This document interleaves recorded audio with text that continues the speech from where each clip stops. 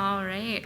Well, we are going to have an awesome panel today around open data in spending. And so I'm going to let Hudson Hollister introduce everybody, but he will be our moderator for today. Thanks.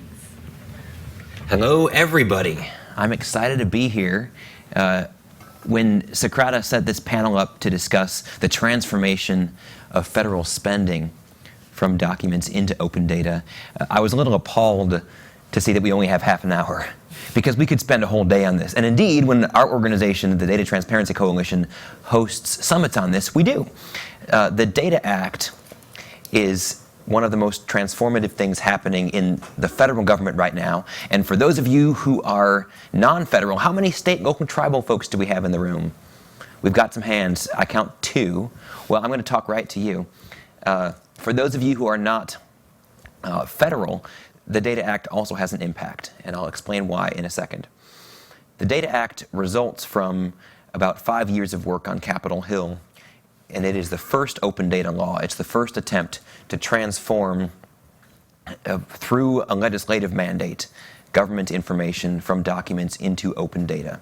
I'll give the basic overview, and then I'm excited to report that the panelists we've got are the people actually working to make it happen, so we want to be able to turn it over to them.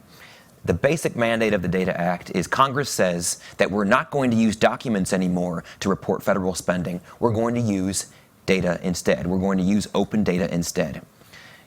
In order to do that, the first task is to figure out what the format's going to be. The Data Act requires the Treasury Department and the White House OMB to do that. We have the Treasury Department here. We have the White House OMB here. So instead of telling you what they're doing, I'll let them tell you what they're doing. Once that open data format is created, then the law says that every agency has to follow it. That means that every federal agency, starting in May 2017, is required to report its spending information using this format. That's a big challenge. Every agency is going to hit that deadline, I guarantee you. It's going to be a lot of work. But what we're going to be delving into today for federal agencies is that as existing spending information, financial information, account information, budget information, grant and contract details, as existing spending information is connected to those standards, all sorts of new management possibilities become possible. I think I heard Coogan, the previous speaker, talking about how before we had an open data platform, there was no way for managers to see an enterprise-wide view in the health space. Same exact thing is going to happen in the financial space. As federal agencies' spending information is connected to these common data fields, then all sorts of new views will become possible. We'll talk about that. And for you state, local, tribal folks, I promised I would explain why this is relevant, why we're happy you're here in this room. That's because under the Data Act, there is also a transformation coming for grant reporting. State and local governments receive 60% of all federal grant funds. They have to fill out all sorts of PDF documents about how those funds are dispersed and spent. Under the Data Act, what's coming next is a consistent government-wide format, an open data format for grant reporting. That means that grantees, including state and local governments, can automate the reporting tasks that used to be manual. That's a lot for us to all talk about in half an hour, good heavens, but we're going to give it a shot. Here are the people who are going to talk about it. To my immediate left, Joah Iannotta was, until 2 weeks ago, the Assistant Director for Forensic Audits at the Government Accountability Office. The GAO is responsible for all sorts of oversight work of Data Act implementation. Joah was doing that, and she has now joined Socrata. And so her expertise on what the Data Act means for accountability, for being able to explore spending, unparalleled. We're so excited to have her with us. To Joah's left, you see Christopher Zeleznik. Christopher is in charge of strategy for the grantee reporting pilot program. Remember how I mentioned a couple of minutes ago that the Data Act adopts a consistent format for grant reporting so that grantees can automate? That is what Chris's office at the Department of Health and Human Services is doing. If you care about grant reporting, you care about Chris. To Chris's left is Rebecca Williams of the OMB eGov office. As I mentioned earlier, OMB and Treasury are working together to figure out the open data format for spending under the Data Act. Rebecca is here on behalf of OMB to tell us how that view looks, what this means for OMB's management of all government. And then finally, we have the heroine of the Data Act of Treasury on my far left. Christina Ho is the Deputy Assistant Secretary of the Treasury for Financial Transparency.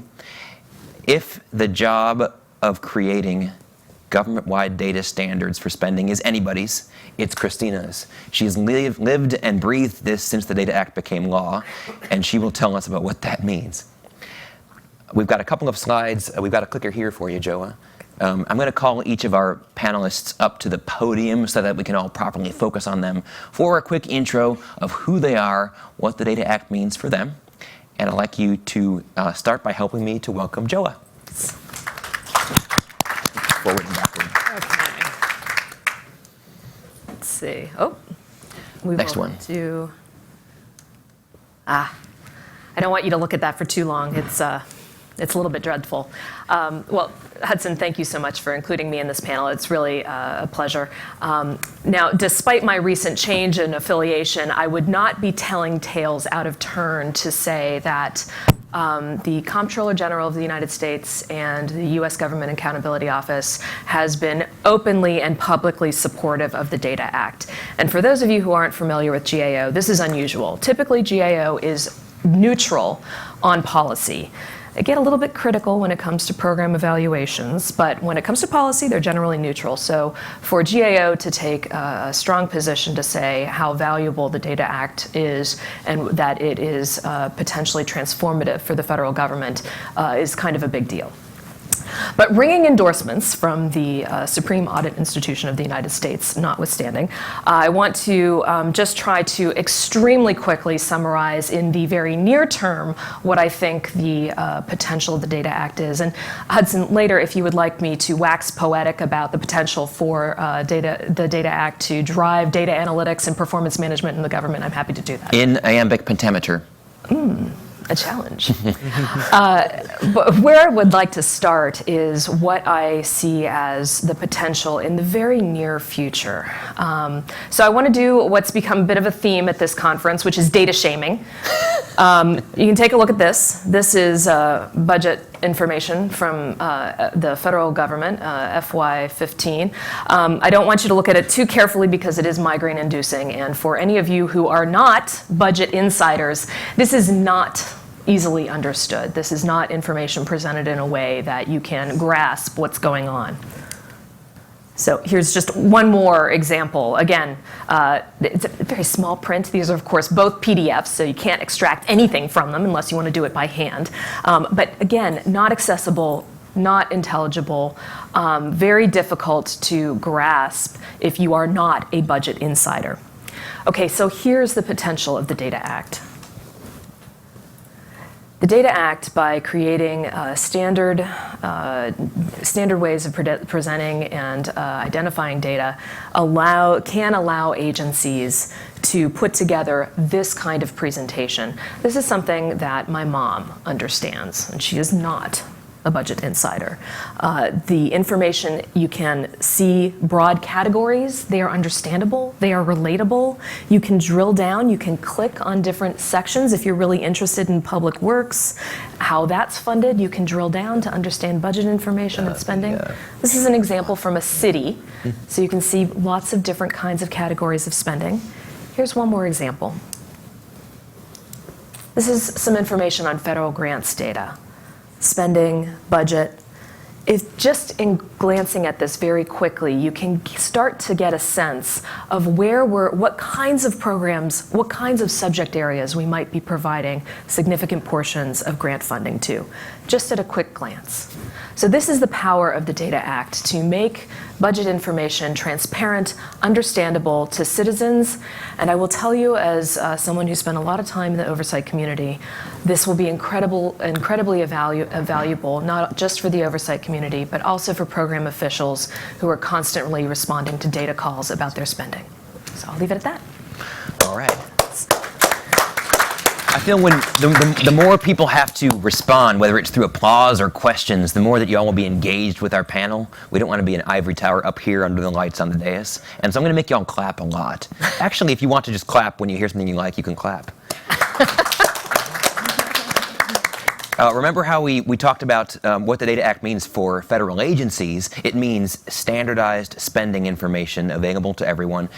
For grantees, the Data Act means standardized reporting, which means that they may be able to automate their reporting in the future. We are grateful to have from the agency in charge, the Department of Health and Human Services, Chris Zeleznik. Come on up, Chris.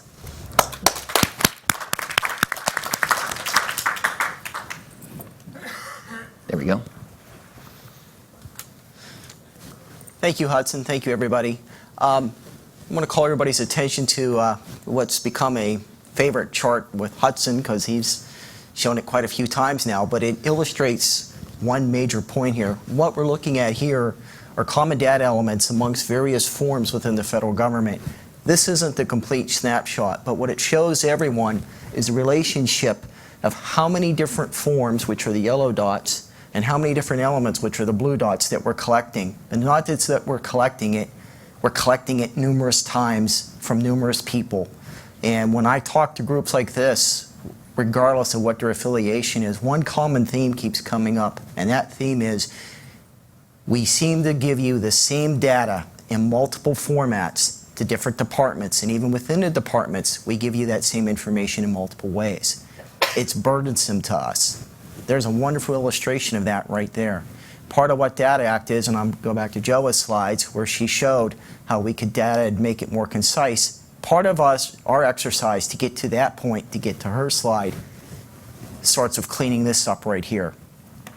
What I do with HHS, and we are the executing agent for OMB on the pilot activities, and we're very happy to participate in that, is to help put initiatives out there that will demonstrate ways to Congress that we can reduce recipient reporting burden by reducing redundancies, by getting rid of duplication, by streamlining all those activities that help get those end charts that Joah showed you, so that when you go up to USA Spending and look for data, it is clear and concise, it's easy to digest and understand, and it's something that data that you can actually use and have the confidence that it's good data that you're working with. Currently, right now, a quick status on the pilot initiatives, because that seems to be a very popular topic, is we just recently, at the end of September, were able to finalize our testing initiatives, or test models as we call them, with OMB. We're currently getting ready to put a Paperwork Reduction Act notice out in the Federal Register.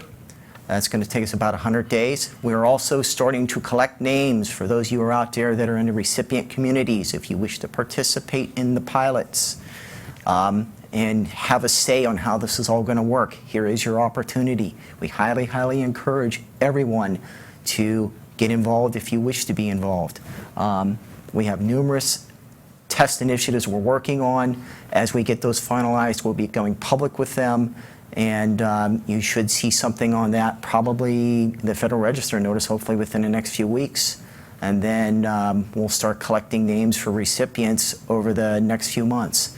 And we would like to start testing in the springtime.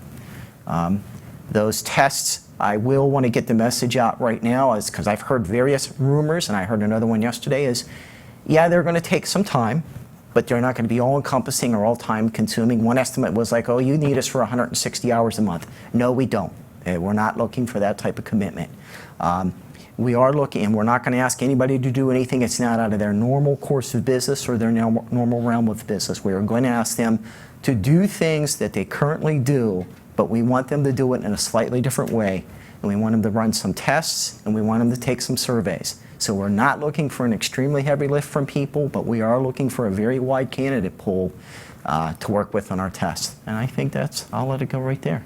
We'll have questions for you in a minute. Sure will. In order for federal spending, for the federal financial picture to go from this to this to this, and in order for grantee reporting ultimately to be laid out like this so that software can automate it, the major task that has to happen first is what the Data Act requires. The Treasury Department and OMB have to figure out what the common data fields across all this information are and finalize them, establish the data standards. That's what OMB and Treasury are doing. And so for the OMB perspective on that very hard work and how it's going, I'd like you to help me welcome the eGov office's Rebecca Williams.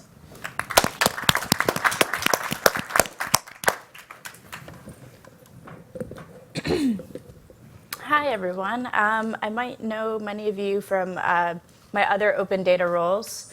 So I work at OMB in eGov has rebranded to the Office of the Federal Chief Information Officer, so under Tony Scott. We're in charge of IT policy for the Office of Management and Budget. But the OMB contributions to the Data Act they include my office, but they also include the Financial Management Office and then the Procurement Policy Office within OMB. So we're all inside management and budget in some sort of capacity. And then also we have some help from USDS and 18F folks scrubbing in and helping us out. 18F more on the Treasury side. But we've definitely, I feel like my role at OMB specifically is to show up to OMB Data Act meetings talking about data elements and then just talk about technically how it's really going to happen and trying to translate tech between policy folks and tech folks. Because a lot of this work, quite frankly, there's some funding for the Treasury Department, but agencies don't have additional funding necessarily to do this. They don't have in-house skills necessarily to do this, though we're working on hiring more folks that know how to do it. But getting to a point where you can get the consistent 57 data elements that we've decided on, even identifying what systems those are in across an agency to join them up is extremely difficult. So a few things that I just wanted to highlight about that process is one of the things that we've modeled the Data Act implementation off of is the federal open data policy, which is not a law by Congress, but hopefully, not yet. Hopefully it'll be codified, but was an executive order by President Obama and a policy out of my office. And we had common metadata standards for that. And we had like a first run of this project open data metadata standard. And so this is like very like high level like data sets, metadata, so like title, description, like all the fields you would have for data sets. And this metadata also applies to all like local Socrata instances or all Socrata instances. It's now built in. Socrata's been a great partner on that. But to highlight that work, we had a second iteration of this schema. And this is what so Data Act, I would take everything that you see about like what OMB is doing for elements as an iterative process. And certainly like as long as I am there, I will think of it as iterative. So that's like point one, like if you're thinking about elements that are missing. There's things that Hudson and a lot of folks at like my previous employer, Sunlight Foundation, wanted in the Data Act that didn't get in the Data Act. So what does the Data Act 2.0 look like? How do you get more granular information? Because a lot of it is just people thought that it might be in there or it makes sense if you're doing all of this work, but there's a lot of granular information that is not technically included right now. And so what would like version 2.0 look like? Like think about that. If you are at an agency or you're outside of government, you're in local government, think about metadata decisions or field decisions as iterative and something that you include the public in. And then the second point I wanted to make is, I think Christina will talk about this a little bit more, but a lot of the work that 18F did piloting the SBA project with the data broker, I don't want to take too much away from what Christina might say, but there's a lot of thinking behind that process, like how do you make financial agency folks, the work that this Data Act is, that's very hard. We can't like hire whole new suites of tech teams or procure new systems. We have like old systems, one including the federal procurement data system from GSA, which you can only like retrieve 10 data elements at a time, and it takes all night with like a cron job. Like it doesn't work. And this is one of the systems that must work to have the Data Act work. It's not good. It's a bad situation. And that's something that's like out of individual agency hands since that's centralized at one agency, which is GSA.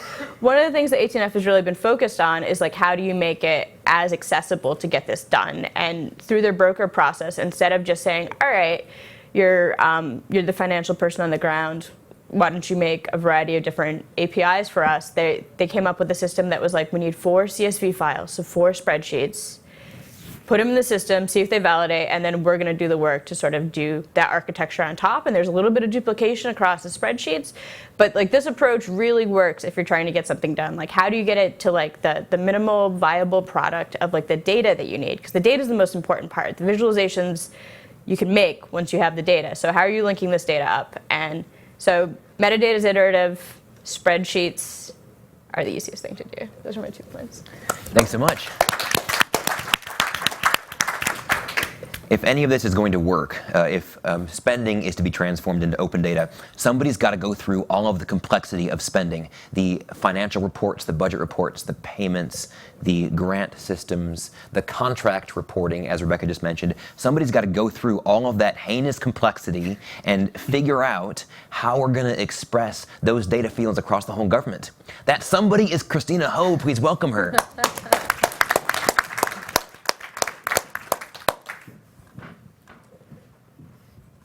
Thank you. I'm glad that Joah got the data shaming out of the way, now that she's no longer with the government. But I think it's, what data means to me personally is a real opportunity to really help transform the government. That is very meaningful to me. The federal government spent $3.8 trillion a year.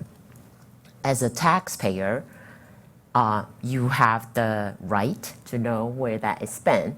And also as good government, we need to know how it's spent. So to me, it's not an option. I mean, whenever I tell people how much money federal spending is every year, they just get shocked when I mention that number. And I think that no one would think it's acceptable to be in a place where we don't know where it's spent, and also that information is not publicly available, and also consumable. Not in PDF file. I know we can read. Treasury has been in the business publishing statutory report for a very long time, and they're in PDF, somewhere in some kind of text file format. But we really see this as an opportunity where when data is made accessible, it's not just for people to understand it, but also for people to use it and create values. One of the value that I have been seeing from, and I know some of the agency CFO has been talking about, is when they have better access to data without having to go through data call, it will allow them to make better decisions and will allow them to achieve the outcomes in a much more effective way. So now what the problem we're trying to solve in terms of implementing a data act for the agency reporting component is really how do we access the data from all these disparate systems across the government without spending a fortune and taking a long time. So that's really the problem that we're trying to solve. It's a big problem. But I think we've had some really great result working with OMB and US OSTP and and 18F, some of the expert in technology. We have been able to come up with a data-centric approach that's essentially similar to what Rebecca just talked about. Get the data exported in the local computer format from the system, and we build processes in, and the broker is essentially what's going to be used to validate the data and then structure it into the data act schema. And then that will be in a machine readable format so that it can be consumed and published. We have been using the agile approach because data has a lot of nuances. Not until you work with real data, you are not going to know all the issues around it. So we actually have been using the U.S. Digital Service Playbook, all 13 plays. We are using it, and one of them is Agile, and we develop, we go through sprint a 2-week sprint each time. We also develop in the open. So because we work with 18F, all the pilot work we do and documentation are all online and open by default. And it's a bit of a culture shock and different from how we normally do things, but I think increasingly we're convinced that by doing that, we allow people to participate and give us input. And lastly, our approach is user-centric. We need to focus on what the user want and not what the government think the user want. So we have been very focused on outreach and coming up with ways to get user input, not just on the data standards, but going forward on visualization as well. My boss has mentioned at one of the recent data transparency event that we will be rolling out a early beta site for USA spending, what the data act's gonna look like. We plan to do that. And so that's our way of taking a user-centric approach and allow the public to participate in providing us feedback on building the next generation of USA spending. So we're very excited about the opportunity, about what this could lead and all the value that it could generate. But we definitely need all of your input, and please continue to participate and continue to give us feedback and hold us accountable for making the progress that we need to make. Thank you. Well, one way in which we're not going to be able to have time to hold them accountable is by asking questions in this panel, because I'm going to have to make one long slide to the benediction. However, if you'd like to stay, I'm sure the people who are doing the Data Act would be eager to answer your questions for a bit in this room. The Data Act is happening because Congress mandated it, because Congress changed the law. Sometimes in order to make open data happen, you've got to get Congress to change the law. That's what our organization, the Data Transparency Coalition, is trying to do. As far as I know, I'm the only open data lobbyist in Washington. We are grateful for Socrata's support and the support of our 39 other corporate members for this campaign. The Data Act is not where we're going to stop. We're not just working to persuade Congress to mandate open data in spending. Our next challenge is to persuade Congress to mandate open data in financial regulation. This afternoon at 1:10 p.m. in this room, we're going to delve into the Financial Transparency Act. But for now, we're still talking spending. I encourage you to come up and talk to our panelists. Thank you for joining our tour through the implementation of the Data Act. And do we have a housekeeping note? Oh, don't talk to them up here. Talk to them in the back. Thank you so much.